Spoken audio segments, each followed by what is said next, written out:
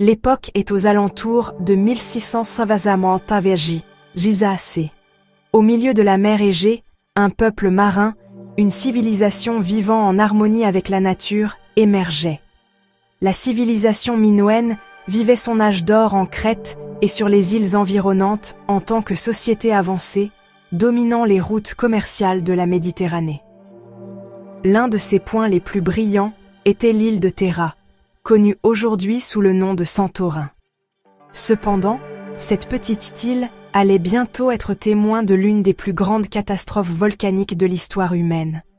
Grâce à sa position magnifique, Terra ressemblait à une couronne s'élançant vers le ciel. Les habitants prospéraient en utilisant les sources chaudes, les sols fertiles et des villes portuaires florissantes. Pourtant, sans qu'on y prête attention, l'île abritait un géant enflé, un supervolcan reposant dans les profondeurs de la Méditerranée, accumulant de la lave depuis des milliers d'années. Les signes de l'éruption imminente commencèrent à apparaître lentement. Le niveau de la mer ondulait étrangement. Des fissures apparurent dans certaines parties de l'île. Les habitants attribuaient ces anomalies à la colère du dieu de la mer Poséidon, et les prêtres priaient dans les temples. Mais la nature était déjà entrée dans un processus irréversible. Un matin, Terra fut secouée par un tremblement qui fit vaciller le ciel et la terre. Mais ce n'était que le début. L'activité volcanique se poursuivit pendant des jours. Puis, l'éruption arriva. On raconte que le bruit de l'explosion fut entendu à des milliers de kilomètres. L'énergie dégagée était des centaines de fois supérieure à celle de la bombe atomique larguée sur Hiroshima. Une grande partie de l'île fut projetée dans les airs avec de la lave, des cendres et des fragments de roches. Le volcan envoya une colonne de cendres de 30 à 35 km de hauteur dans le ciel. Le soleil ne fut pas visible pendant des jours.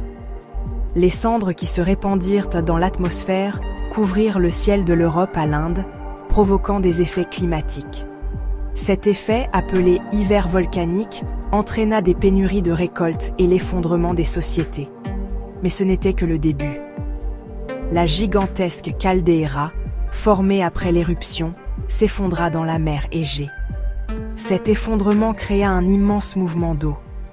D'énormes vagues, des tsunamis dépassant peut-être 15 mètres, se propagèrent sur des centaines de kilomètres, atteignant les côtes de l'Égée, surtout l'île de Crète.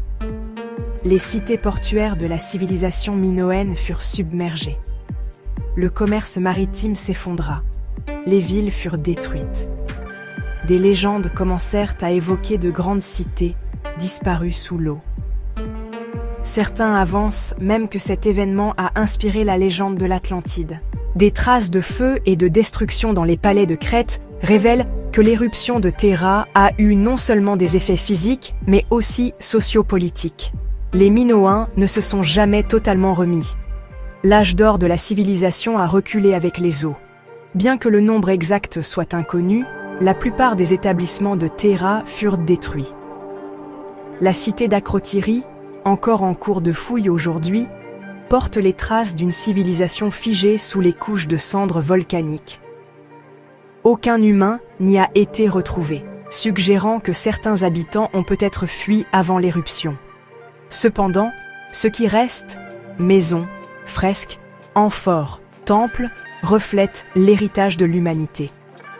Non seulement les Minoïnes, mais toutes les sociétés égéennes, anatoliennes et levantines qui interagissaient avec eux furent touchées par cette catastrophe. Les réseaux commerciaux s'effondrèrent, des famines eurent lieu, des migrations commencèrent. Spirituellement, cette catastrophe changea la vision ancienne de la nature par l'homme.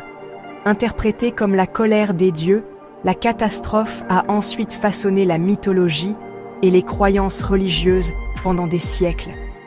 L'enfer Tartare, dans la mythologie grecque ou certains récits bibliques de désastres, sont l'écho du souvenir de tels événements naturels. Terra possède encore un système volcanique actif aujourd'hui. L'île de Santorin est une terre en forme de croissant, formée autour de la caldeira laissée par cette éruption. les scientifiques surveillent régulièrement l'île et la mer Égée. L'activité volcanique, les ondes sismiques et les variations du niveau de la mer sont suivies grâce aux technologies modernes. Santorin est aussi une destination touristique populaire. Les maisons blanchies à la chaux et les couchers de soleil à la lisière de la caldeira symbolisent que la vie continue, même sur une terre qui fut témoin d'une telle tragédie. L'éruption de Terra a montré non seulement la puissance destructrice de la nature, mais aussi la fragilité de la civilisation humaine face à de telles forces. L'impact de cette catastrophe ne se limita pas à la mer Égée. Elle affecta le climat mondial, déclencha l'effondrement d'une grande civilisation et laissa une trace indélébile dans la mémoire mythologique de l'humanité. C'est peut-être pour cela que certaines légendes affirment encore « L'Atlantide reviendra un jour ».